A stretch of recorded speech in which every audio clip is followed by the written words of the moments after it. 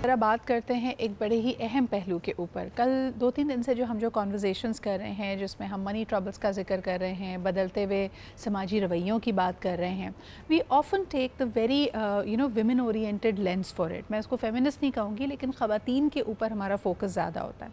हम ये देखते हैं कि वो घर में कैसे इफ़ेक्ट हो रही है, उसकी पेरेंटिंग कैसे इफ़ेक्ट हो रही है, उसकी मनी मैनेजमेंट कैसे इफ़ेक्ट हो रही है। पर आई फील पाकिस्तान समेत दुनिया भर में बहुत कम एम्फसिस दिया जाता है on how the same factors are affecting the men's mental and emotional health. किस तरह उनके जज्बात इससे अफेक्ट होते हैं। बहुत बचपन से ही हम मर्दों को ये सिखाते हैं कि मर्द होना, माचोइज़म होना आपके कई जज्बात को एक तरह से बैक बर्नर पे डाल देता है। आप रो नहीं सकते, आप उनका इजहार नहीं कर सकते, आप नरमी नहीं दिखा सकते, क्योंकि that is somehow against your image as a man.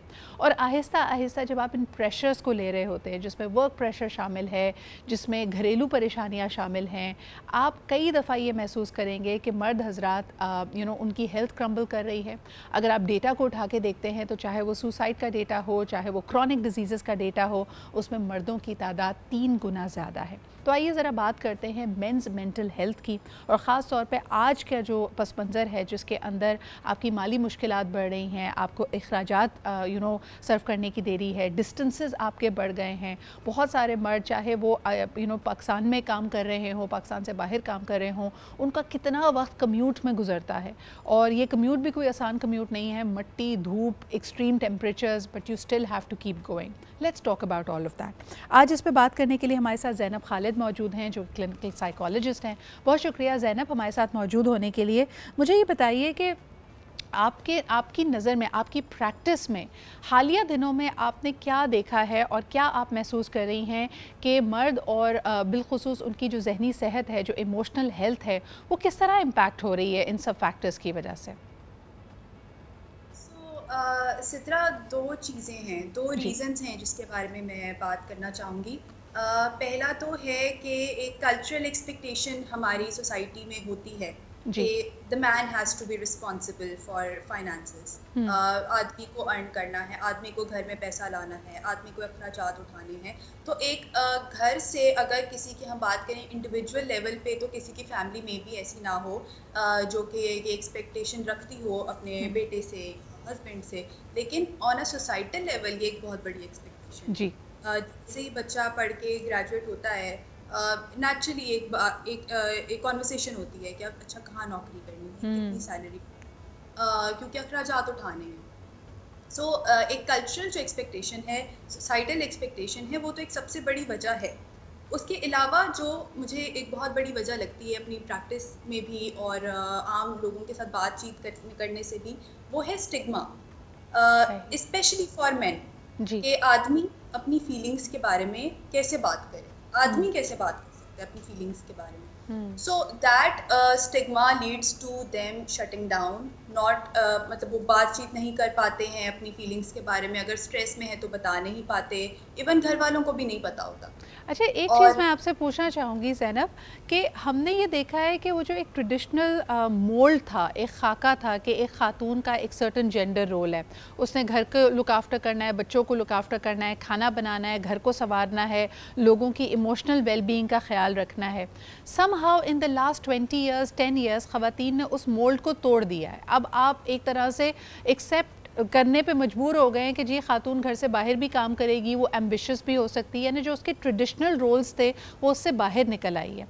मर्द इस ट्रेडिशनल रोल से बाहर क्यों नहीं निकल पा रहे? हमने उनकी पूरी शनाख्त को उनकी अर्निंग से जोड़ दिया है, यानी वो कितना कमाते हैं, वो किस तरह अखराजात को अफोर्ड कर सकते हैं। चाहे हम इसको आपने जिस तरह बिल्कुल सही कहा कि घर वाले अगर ये एक्सपेक्टेशन ना भी रखें, एक मर्द खुद अपनी हैसियत को माशरे में अपनी पावर से, अपनी अर्निंग कैपेबिलिटी से तलाश करने की कोशिश करता है कि मेरे पास कितना पैसा है, मैं कितना पैसा क्रिएट कर सकता हूँ, मैं कितना रेलिवेंट हूँ आजकल के वर्किंग एनवायरनमेंट में। जी, देखें क्यों ये चीज़ नहीं ख़त्म हो पा रही, इसकी वजह सोसाइटी भी है कि सोसाइटी मर्दों के लिए उस तरह इवॉल्व नहीं हुई, या मर्दों की ये प्रॉब्लम्स पे उस तरह कॉन्वर्सेशंस नहीं हुई, उस तरह बातचीत नहीं हुई जिस तरह औरतों के लिए हुई। वो एक वजह हो सकती है। कहीं ना कहीं आदमियों की अपनी लिमिटेशंस भी होती हैं कि and even right now these days things are changing. things are evolving, so that is there.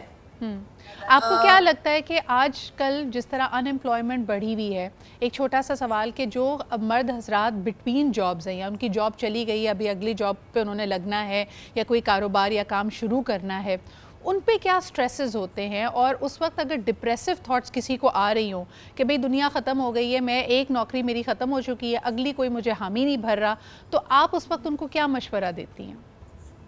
अच्छा, डिप्रेसिव थॉट्स अगर आ रही हैं तो उसमें पहले तो समझना ज़रूरी है डिप्रेसिव थॉट्स कौन सी होती हैं या डिप्रेशन क्या होता है जी। अगर आपको लगता है कि आपका मूड पिछले कुछ माह से बहुत ज़्यादा सैड रह रहा है, बहुत ज़्यादा लो रह रहा है, तो और के साथ साथ आपका कोई काम करने का दिल नहीं करता, आपके अंदर मोटिवेशन नहीं है कि आप कोई काम करें, हालांकि आप करना चाहें लेकिन आप नहीं कर पा रहे, तो कुछ सिम्टम्स हैं जो आपको देखने हैं। और अगर वो डिप्रेशन है तो ये एक सीरियस मेंटल हेल्थ डिसऑर्डर है जिसको ट्रीट करना ज़रूरी है। बिल्कुल तो सही। उसके लिए they will have to get एक साइकोलॉजिस्ट के पास या किसी प्रोफेशनल के पास उन्हें जाना है और उन्हें अपना इलाज कराने के ऊपर काम करना है। एक बहुत कॉमन देखें, इलाज तो चले वो एक क्रॉनिक सिनेरियो पे चली जाएगी, आपने बिल्कुल सही कहा, उस वक्त it is important to seek help, लेकिन किन चीज़ों के बारे में हमें ख़ुद भी माइंडफुल होना चाहिए। अगर आप ज़्यादातर घरानों में देखें, I am refusing to take a number to put a number to it, लेकिन मर्दों के आते ही जो पहली चीज़ हमारे भी जहनों में ट्रिगर होती है कि हम उन तक ये इन्फॉर्मेशन रिले करते हैं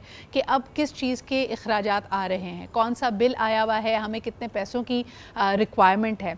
मर्द हजरात अक्सर ये कंप्लेन करते हुए नज़र आते हैं कि हमारे घर में हमें देखकर पैसों के अलावा, बिलों के अलावा कोई और बात नहीं होती।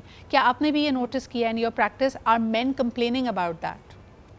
Men are complaining about that, but आजकल जो younger men हैं, they are complaining more about कि ये expectation क्यों है और मुझे ये नहीं चाहिए, तो मैं किस तरह इस पे काम करूँ। सही। But the younger men are doing that, but older men they are not actually still in touch with their feelings. अभी भी वो feelings के साथ अपनी feelings express नहीं कर पाते, अभी भी वो ये बात नहीं कर पाते कि ये belief गलत है या ये सोच गलत है कि सिर्फ आदमी पैसे कमाएगा तो ही उसकी वैल्यू है।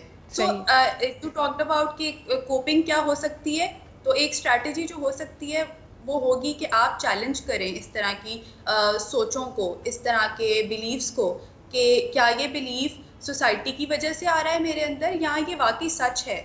यानी ये वो कुछ जिम्मेदारियां ऐसी होती है, Zainab, thank you very much for being here with us, जिनको आप निभा भी रहे होते हैं और साथ साथ आपको अगर ऐसा महसूस भी होता है कि यार ये बड़ा अनफेयर है या मैं ही ये काम क्यों करूं, तो उस वक्त आपके लिए बड़ा मुश्किल है उसको ना कहना भी, क्योंकि अपने घर की सिचुएशन आप जानते होंगे, या तो बूढ़े वालदैन हैं, बीवी है, बच्चे छोटे हैं, अगर आप ये जिम्मेदारी नहीं उठाएंगे तो कौन उठाएगा। But you need to have these important conversations अगर ये आपकी जहनी सेहत को आपको मुतासर कर रही है।